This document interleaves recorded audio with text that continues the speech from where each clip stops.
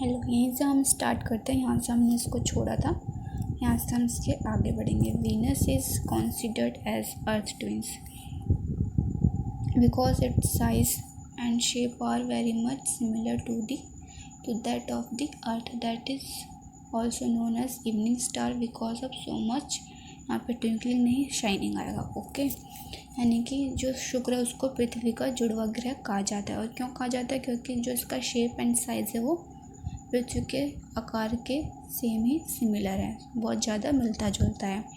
एक इम्पॉर्टेंट बात यहाँ पे है इसमें 7 पॉइंट में, अगर 2006 तक प्लूटो को सौरमंडल का ग्रह माना जाता था, अंतर्राष्ट्रीय खगोलीय संगठन के अनुसार या फिर निर्णय अनुसार अब यह ग्रहों की श्रेणी में नहीं आता, क्योंकि यह नेपच्यून की कक्षा को काटता है। अब इसे बौने ग्रहों की श्रेणी में रखा गया है। Till recently, August 2006, Pluto was also considered a planet. However, in meeting of the National Astronomical Union, a decision was taken that Pluto, like other celestial bodies, objects, जैसे Sirius 2003 UB313, discovered in recent past may be called dwarf planet।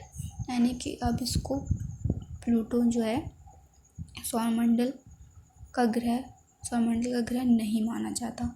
तो क्यों नहीं माना जाता? उसका कारण ये है कि ये नेपच्यून की जो कक्षा है, यानी कि जो नेपच्यून का पाथ है, जो ऑर्बिट है, उसको काटता है। कैसे काटता है? जैसे कि मान लो कि ये नेपच्यून है, ये अपने यहाँ पे अपने पाथ पे चक्कर लगा रहा है, तो जो प्लूटो वो क्या करेगा? वो अपने डायरेक्शन से क्या करेगा? वो इस डायरेक्शन में चक्कर लगा रहा है, लेकिन वो लगाते लगाते क्या करेगा? इसके ऑर्बिट पे भी आकर चक्कर लगाने लगेगा। तो फिर उन्होंने क्या किया कि इंटरनेशनल मीटिंग की, उस मीटिंग के द्वारा उसमें ये डिसीज़न लिया गया है कि जो अब प्लूटो है वो हमारे सौरमंडल का पार्ट नहीं है। तो आगे बढ़ते हैं। Aryabhata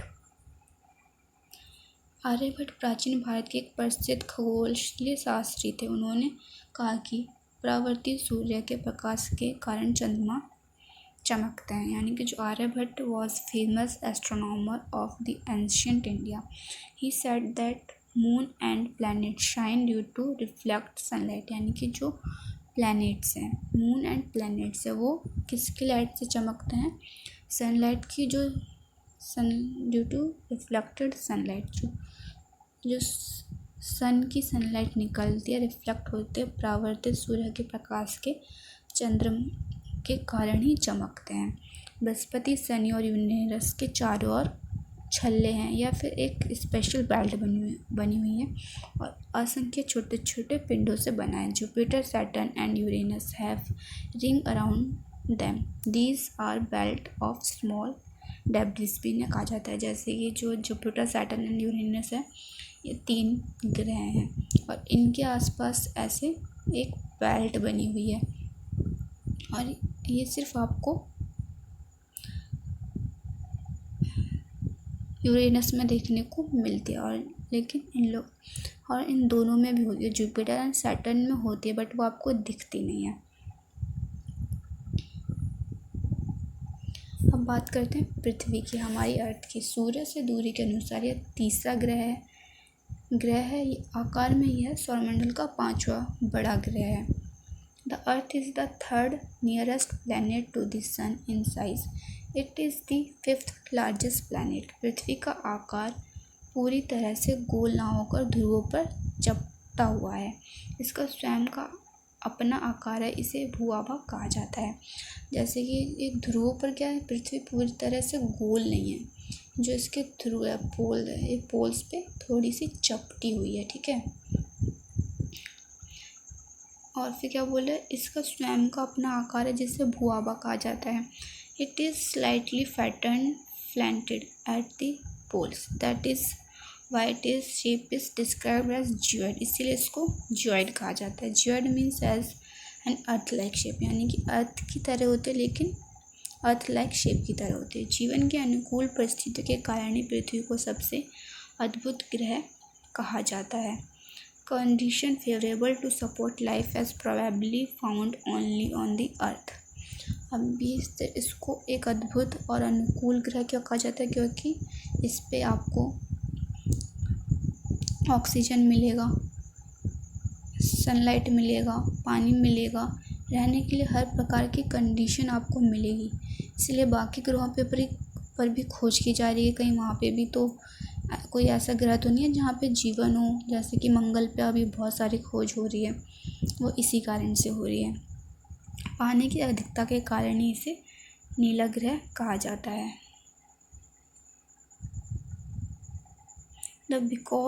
The earth appears blue because its 2/3 surface is covered by water.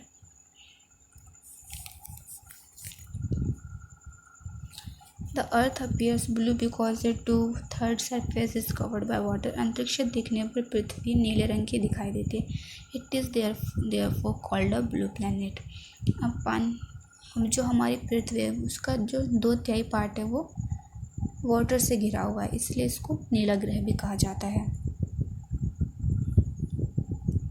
अब चंद्रमा की बात करते हैं कि चंद्रमा क्या है। हमारी पृथ्वी के पास केवल एक प्राकृतिक उपग्रह चंद्रमा है, जिसका व्यास पृथ्वी के व्यास से 1/4 यानी कि 1/4 है। The earth has only one satellite that is the moon. Its diameter is only 1/4 that of the earth. यह पृथ्वी से 3,84,400 किलोमीटर दूरी पर स्थित, और यह बहुत इम्पोर्टेंट चीज़ है और ये आपको याद रखना है। It is about 3,84,400 kilometre away from earth. चंद्रमा पृथ्वी का एक चक्कर लगभग 27 दिन में पूरा करता है। The moon moves around the earth in about 27 days. यह अपने अक्ष पर भी चक्कर लगभग इतने ही दिनों में लगाता है। It takes exactly the same time complete one spin, यानी कि इसलिए पृथ्वी से देखने पर चंद्रमा का केवल एक ही भाग हमें दिखाई देता है। क्यों देता है? क्योंकि 27 दिन में वो अपने अक्ष पर भी घूम जाता है, यानी कि जो उसका एक्सिस है उस पर भी घूम जाता है और अपने अक्ष पे भी पूरा घूम जाता है, और क्या करता है, मून का चक्कर लगाने में भी उसको 27 दिन का टाइम लेता है। और जैसे ही वो मून का चक्कर कंप्लीट कर लेता है, वो अपना पूरा चक्कर भी कंप्लीट कर लेता है। इसलिए उसका हमको एक ही पार्ट दिखाई देता है, दूसरा पार्ट नहीं दिखाई देता।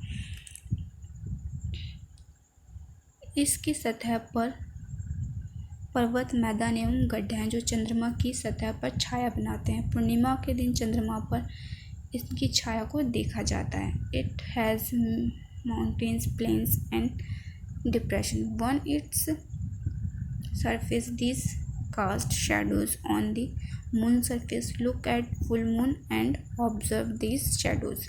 यानी कि जब पूर्णिमा होती है तो पूर्णिमा के दिन आपको जो चांद छोटे छोटे धब्बे दिखाई देते हैं वो इसी के कारण दिखाई देते हैं। और आपको यहाँ पे एक और चीज़ याद रखनी है, यानी कि full moon day and half moon day. जो फुल मून होता है वो आपको पूरे एक मंथ के अंदर ही दिखाई देता है, और मंथ में एक बार ही दिखाई देगा, जिसको पूर्णिमा कहते हैं। और एक न्यू मून होता है जिसको अमावस्या कहते हैं, यानी कि जब मून आपको एकदम रिंग की तरह दिखाई देता है, सर्कल, तो उस दिन आपको सिर्फ मून तभी दिखाई देगा जब आसमान साफ़ होगा, वरना ये आपको दिखाई भी नहीं देगा। इसी को या फिर न्यू मून बोलते हैं या फिर अमावस्या बोलते हैं। इट हैज़, ये हो गया। नील आर्मस्ट्रॉन्ग 21 जुलाई 1969 को चंद्रमा की सतह पर कदम रखने वाले पहले व्यक्ति थे।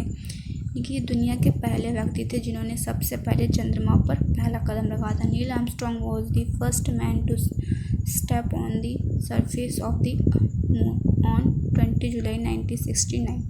और भारत के पहले व्यक्ति कौन थे ये आपको पता है? जो सबसे पहले चंद्रमा पर गए थे वो थे राकेश शर्मा। मैं लिख देती हूँ, राकेश शर्मा, जो सबसे पहले इंडियन थे चंद्रमा पे जाने वाले। उपग्रह क्या होते हैं? आइए देखते हैं कि उपग्रह क्या होते हैं। ग्रह के चारों ओर चक्कर लगाने वाले पिंडों को उपग्रह कहते हैं। The object revolving around the planets are called satellite. सबसे ज़्यादा उपग्रह वाला ग्रह वर्तमान में शनि है। The planet with the most satellite is currently Saturn के पास है। मानव निर्मित उपग्रह यानी कि ह्यूमन मेड सैटेलाइट क्या होते हैं, जो हमारे द्वारा बनाए गए हैं। मानव निर्मित उपग्रह एक कृत्रिम पिंड है जो ह्यूमंस के द्वारा बनाया गया। Human made satellite is an artificial body. यह वैज्ञानिकों के द्वारा बनाया गया है जिसका उपयोग ब्रह्मांड के बारे में जानकारी प्राप्त करने एवं पृथ्वी पर संचार माध्यम के लिए किया जाता है। It is designed by scientist to gather information about the universe और द कम्युनिकेशन।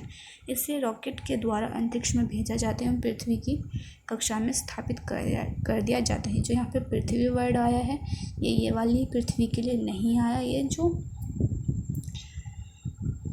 जो हम यहाँ पे भेजते हैं, जैसे कि हर एक का अपना अपना सतह होती है, सरफेस होता है। उसी सरफेस के लिए हर एक प्लैनेट या फिर बोलो तो सैटेलाइट, सबका अपना अपना एक सरफेस होता है। ये उसी सरफेस पे स्थापित कर दिया जाता है।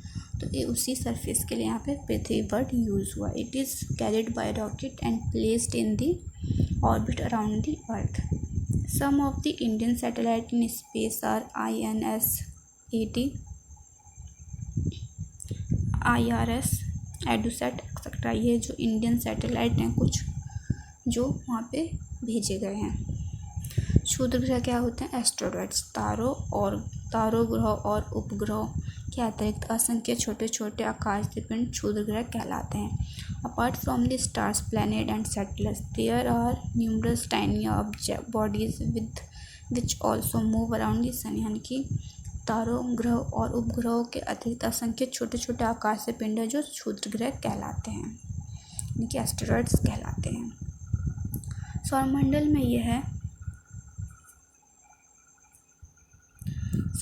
में यह मंगल एवं बृहस्पति की कक्षाओं के बीच स्थित है एवं ये भी सूर्य की परिक्रमा करते हैं। They are found between the orbits of Mars and Jupiter. Scientists are of the view that asteroids are parts of planet which exploded many years back। यानी कि जो साइंटिस्ट हैं उनका क्या मानना है? उनका ये मानना है कि काफ़ी सालों पहले, मान लो कि यहाँ पे मंगल ग्रह है और यहाँ पे बृहस्पति ग्रह है, तो साइंटिस्ट का मानना था कि काफ़ी साल पहले इनके बीच में भी एक ग्रह हुआ करता था, लेकिन क्या हुआ कि वो एक्सप्लॉइड हो गया, यानी कि वो टूट गया। और जो उनके टूटने से जो उसके कण थे, उसके जो कुछ पार्ट थे वो यहीं पर ही रह गए।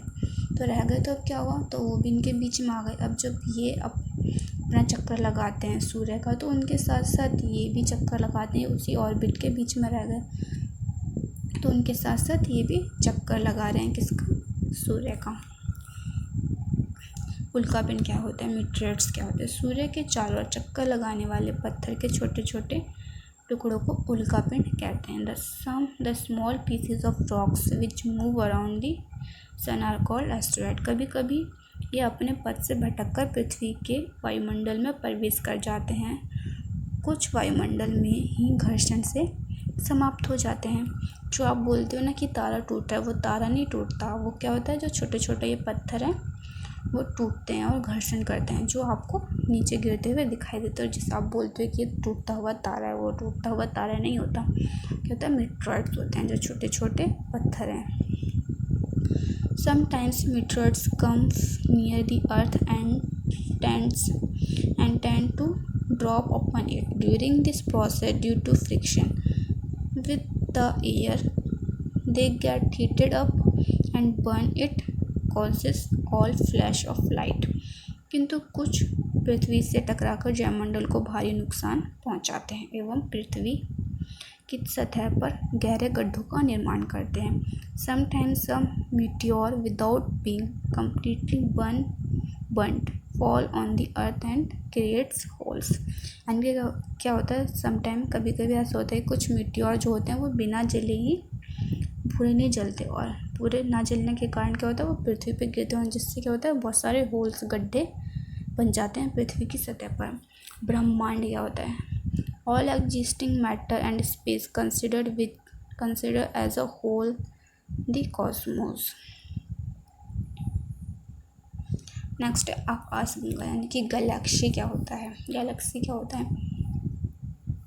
खुले आसमान में एक और से दूसरी ओर फैली सफ़ेद पट्टी की तरह दिखाई देने वाली करोड़ों तारों का समूह आकाश गंगा कहलाते हैं। इसमें सिर्फ करोड़ों तारों, लाखों करोड़ों तारे ही नहीं होते, बल्कि इसमें galaxies huge system of billions of stars and clouds भी होते हैं, डस्ट भी होता है, गैसेज भी होते हैं, जिनसे ये आकाशगंगा का निर्माण हुआ है। इनमें गैसों के असंख्य बादल पाए जाते हैं। Numerous clouds of the gas are also found. सौरमंडल मिल्की वे आकाशगंगा का ही भाग है। Our solar system is the part of Milky Way galaxy. लाखों आकाशगंगाएं मिलकर ब्रह्मांड का निर्माण करती हैं। There are millions of such galaxies that makes the universe.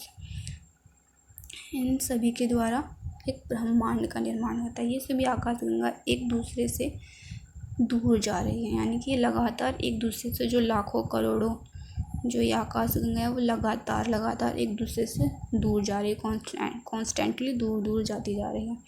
All those galaxies are constantly moving away from each other, thus our unlimited universe is constantly expanded, यानी कि ये बढ़ते जा रहे हैं।